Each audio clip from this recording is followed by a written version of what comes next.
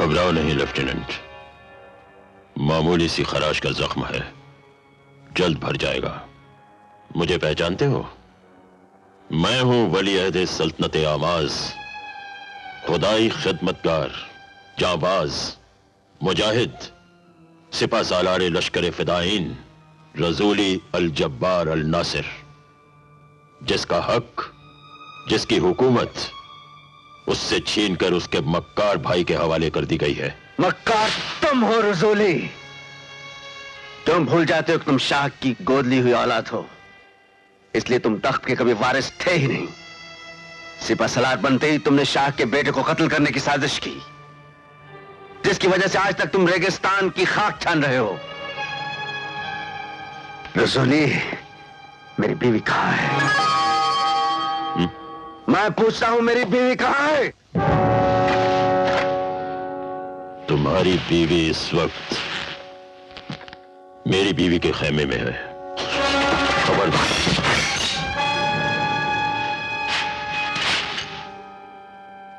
तुमने मुझे गलत समझा लेफ्टिनेंट। मेरी भी एक बीवी है जो इस वक्त तुम्हारी बीवी की तरह हमल से है, मां बनने वाली है। तुम ही नहीं लेफ्टिनेंट, रसूली को सब गलत समझते हैं। मुझे चोर, डाकू और लुटेरा समझते हैं, लेकिन रसूली लुटेरा नहीं, इस रेगिस्तान का बेताज बादशाह है। रसूली तुम्हारी बहादुरी की कदर करता है, तुम्हारी वफादारी की दाद देता है। खैर छोड़ो इन बातों को, आओ जश्न मनाएं। आज हम एक बेटे के बाप बनने वाले हैं, और अगर इस बार भी मेरी बीवी ने तीसरी मर्तबा अपने पेट से लड़की पैदा की तो मैं उस लड़की के साथ साथ बीवी को भी खत्म कर दूंगा।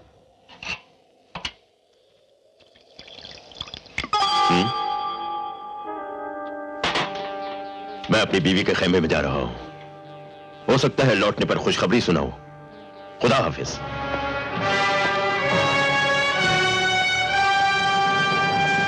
या रसूल अल्लाह,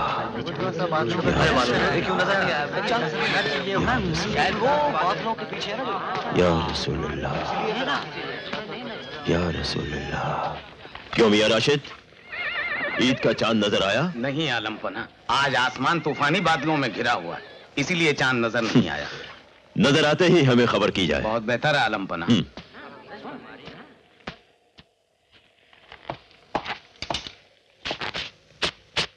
आइए मेरी सरताज, इस बार तैश में आकर बच्चे की पैदाइश पर आपको उसका गला घोंटकर मारने की जरूरत नहीं पड़ेगी। मौत के फरिश्ते ने मेरे पेट में उसका गला पहले से ही घोंट दिया। इस कनीज पर थोड़ी सी मेहरबानी कीजिए, आपकी बार मेरा ही गला उड़ा दीजिए।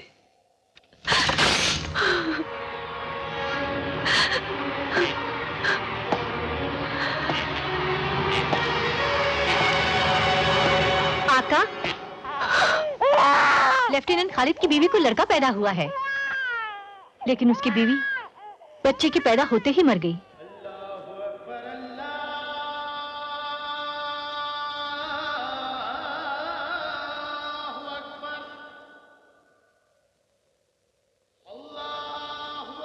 ईद का चांद मुबारक। साहिब आलम, ये तो करिश्मा कुदरत हो गया।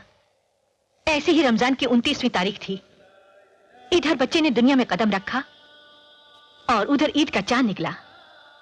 उस चांद की रोशनी बच्चे पर पड़ रही थी और उस बच्चे ने कई सालों बाद इस सल्तनत की बुनियाद डाली और इसका बादशाह बन गया। बिल्कुल उसी तरह इस बच्चे पर ईद के चांद की रोशनी पड़ रही है।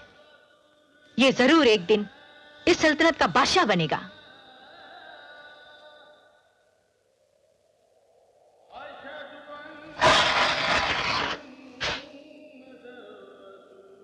यानी हमारे बाद हमारी सल्तनत में हुकूमत करने वाला वली अहद हमारे घर पैदा हो ही गया। हमारे ख्वाबों की दुनिया में मुद्दतों से अंधेरा छाया हुआ था, उसमें रोशनी करने वाला सूरज आ गया। ये करिश्माए कुदरत है। इस तरह वह फकीरों की झोली में बेशकीमत खजाने डाल दिया करता है। जी?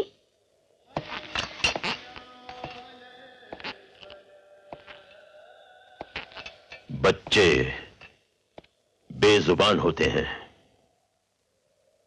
और मुर्दे बोला नहीं करते। लाओ।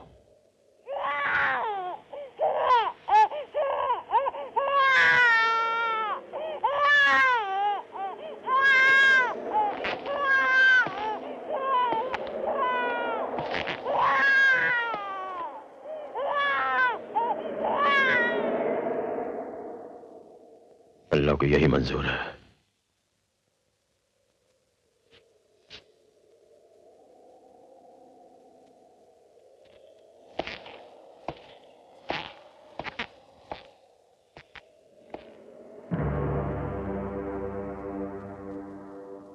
समझ गए? जी। ये सब अल्लाह की मर्जी है। ऐलान कर दो कि रसूली अल जब्बार अल नासिर के घर लड़का पैदा हुआ है, जिसे हम बा मोहब्बत पुकारेंगे सुल्तान।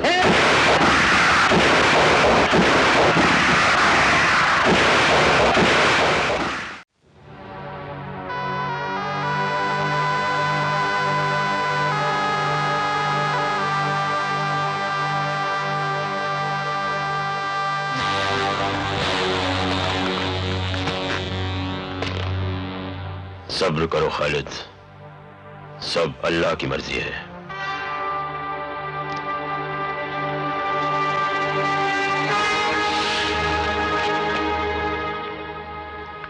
मेरी बीवी की मौत का सबब उसके जख्म है, जो अल्लाह की मर्जी से नहीं तुम्हारे हुक्म से लगाए गए हैं। रसूली, तुम्हारे हुक्म से लगाए गए हैं। मैं तुम्हारी तरह जालिम फितरत का नहीं रसूली, कि अपनी गरज के लिए औलाद को मार दिया, औलाद की खातिर बीवी का कत्ल कर दिया। मुझे अपनी बीवी से बेहद प्यार था, हमें हमारी औलाद चाहिए थी। जिस तरह तुम अपनी सल्तनत के ख्वाब देखते हो, उसी तरह हमारे लिए हमारी औलाद हमारी सल्तनत थी। हम भी अपनी सल्तनत के ख्वाब देखते थे, लेकिन आज तुम्हारी वजह से मेरे तमाम ख्वाब चिकनाचूर हो गए। मेरी बीवी मर गई, हमारी औलाद मुर्दा पैदा हुई। इनकी मौत के जिम्मेदार तुम हो रसूली, तुम। और आज तुम्हारी मौत का जिम्मेदार मैं बनूंगा।